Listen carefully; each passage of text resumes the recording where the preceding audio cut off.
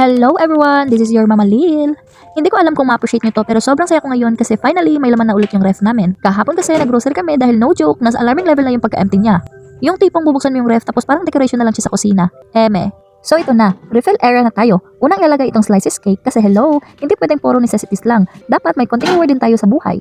May soft drinks din tayo rito dahil minsan, tubig is not enough. Charis! At syempre may itlog dahil siya talaga ang CEO ng mga wala akong maisip na ulam moments. Tapos ito na yung pinaka-exciting part. Boldak, cheese at evap. At dahil nga sa kakapanood ko ng mukbang ay na-convince na naman ako ng internet. Sabi ko hindi ako magpapabudol pero bakit nasa ref ko na to? OA. Meron nga tayong sardines, corned beef, pancit canton at noodles din para sa mga araw na gusto mo lang mabuhay na walang masyadong effort.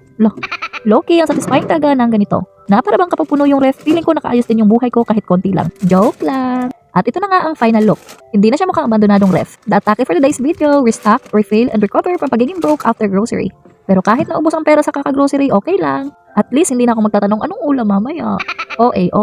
And that's all for today. Thank you sa panonood. Ingat kayo palagi. Adios. Mwah.